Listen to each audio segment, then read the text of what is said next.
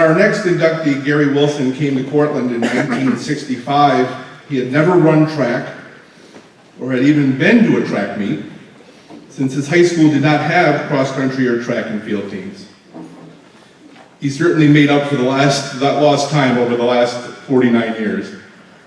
He ran for the cross-country and track and field teams for 3 years here at Cortland, was named a captain for those squads as a senior, part of a SUNYAC championship cross-country team. After graduating in 1968, he started his distinguished coaching career at Hannibal Central School. But some Cortland fans, however, remember him from when he coached women's track and field at Wisconsin Lacrosse. Because in the early 1980s, the two powerhouse women's track and field programs, for the most part, were Wisconsin Lacrosse and Cortland. And I know people who I've worked with who've gone out to those meets and remember Gary's teams. They won national titles. They won an AIAW title in '82, and then they won '83 and '84 NCAA titles. Portland finally got through and won the '85 title, which I think then drove them to Minnesota. I haven't forgotten that either. You haven't forgotten that '85 title, have you? Okay. In the early 80s, he was at Wisconsin Lacrosse, and then he started coaching at Minnesota in 1985. He was hired to turn around a struggling program, and did just that as he coached women's cross country from 1985 until his retirement in 2013. Also coached women's track and field from 1985 to 2007, and then was an assistant with that team after that. He's won 6 Big Ten titles, 15 NCAA cross country appearances, numerous Coach of the Year honors and other awards. His longtime friend and former teammate, Dick Damont, who was class of 1970, may have said it best. Oh, am I in trouble, Gary, by quoting? Okay. He said he wrote a recommendation letter for your nomination here, and he said in the letter, quote, "Gary is talented, successful, passionate, sincere, and giving. He will do whatever he can for his family, his friends, his student athletes, and anyone in need." I think that sums it up pretty well. So, ladies and gentlemen, I present to you for induction into the SUNY Cortland C Club Hall of Fame, Gary Wilson, class of 1968. Well, before I start, are there two better athletic directors or presidents than these two guys? I don't think so. Awesome. Yeah, I talked to Eric about your raise. Joel and I have been around for a long time, and I'll tell you, you run into a lot of great people, but I'll tell you, these two guys really impressed us, so kudos. He knew every single person coming up here, knew where they were, who their wives, unbelievable. So we should be so lucky in Minnesota. That's all I'll say. I am retired. Yeah, fire me, please. Yeah, Ted, you have a reputation. I wanted to tell you that I paid for a minute from everybody else's speech, so I get more than 5 minutes.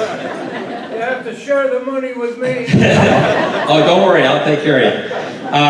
Well, first of all, I just want to thank a number of people. I'm from a little bitty town called Cuckville in upstate New York, 50 people. And Roger and Theda Millis and Roger's daughter and husband Tim came all the way from upstate New York today to see this. And I said, who the heck's got 50 people in town? I said, who's there? She said, we just closed it down and we just came down here and we'll open it up when we get home. So they're like family to us, so we appreciate that. I want to recognize Joel and Lois Maturi. Raise your hand.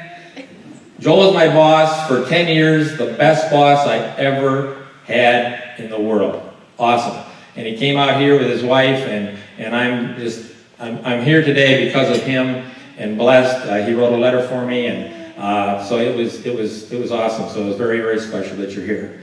And then down in front, the most important person in the room is my granddaughter, V. Say hi, V. She's already said hi.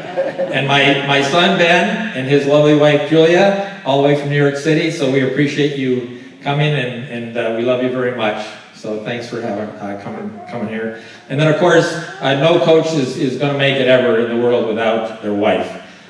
Susie Wilson, I would have left me a long, long time ago. We've been together for 38 years, and she's just been nothing but a peach and a wonderful person for me. Just quickly, I want to thank my dad and my mom, my dad said to me when I got my undergrad here, and he said, "You want to coach college, right?" He says, "You have to get your master's." I said, "I haven't got money to get my master's. I'm teaching at Hannibal for $6,000 bucks." I said, "I can't afford that." He says, "I'll pay for it." And I would not be standing here today without what he did for me and my mom. So, thank you. I've got 3 all-related stories that I hope will be short, but they tell you a little bit about Cortland and what it meant to me and why I'm here today. Right down the hill here, where the Park Center is, I was playing intramural football. First of all, I thought I was the best basketball player in the world, outside of the NBA when I came here. God helped me and had me break my arm down playing intramural football.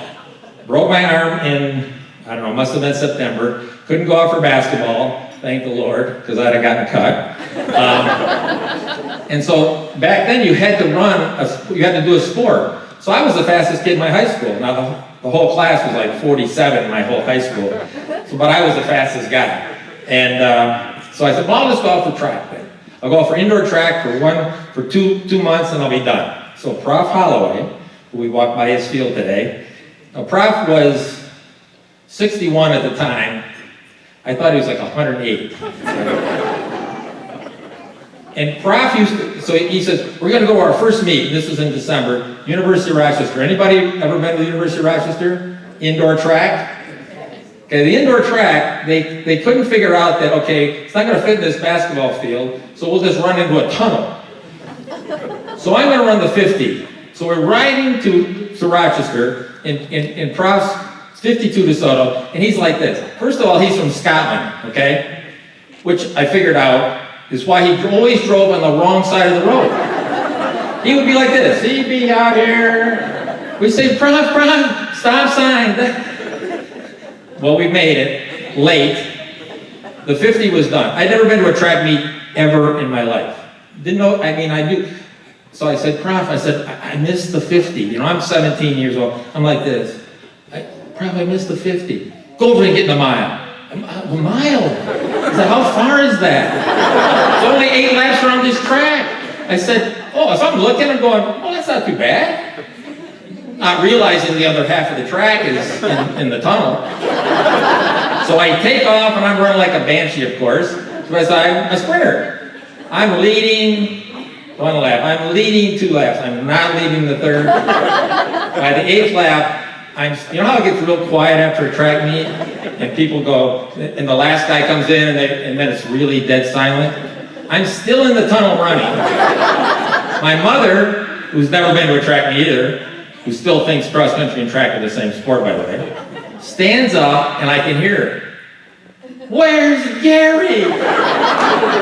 Gary comes running out. I ran a 5:30 mile that day, and I went, well, that wasn't so bad. You can tell I wasn't real bright.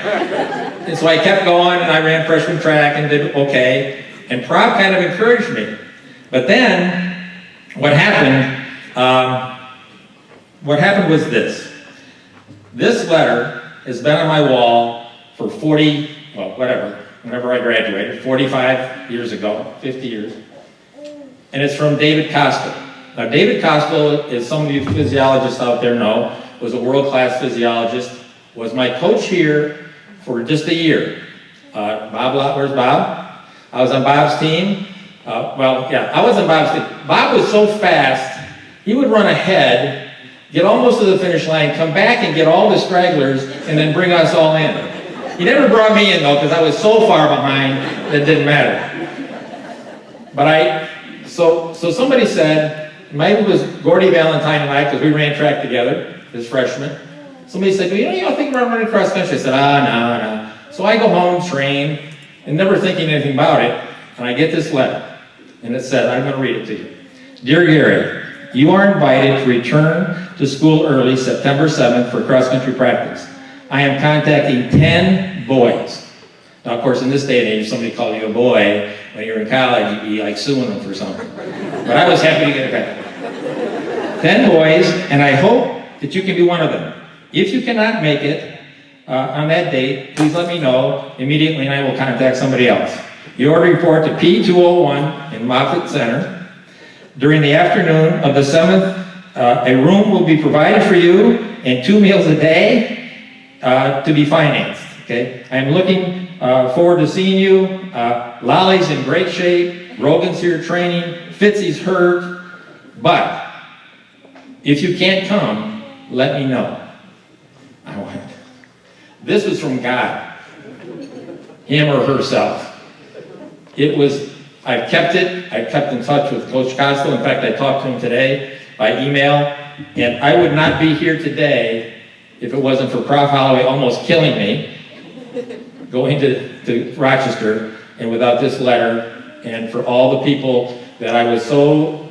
I mean, all of us inductees today talk to each other, and we all look at each other like, we're in here? We really, how did we get here? Because we're so like humbled and honored and just, I mean, it just blew us away. And we are, you guys that are athletes out here, trust me, it will go like this, and hopefully, well, in 45 years, you're gonna be able to get in the Hall of Fame because I did. The bar has been lowered to a point that you will be fine. So anyway, thank you a million. Thanks to the committee. You guys were awesome. Thanks to Dick Daymont, one of my close friends. That was the nicest thing Dick Daymont's ever said about me. So write that down and send it to me. Thanks a million, everybody. You guys are awesome.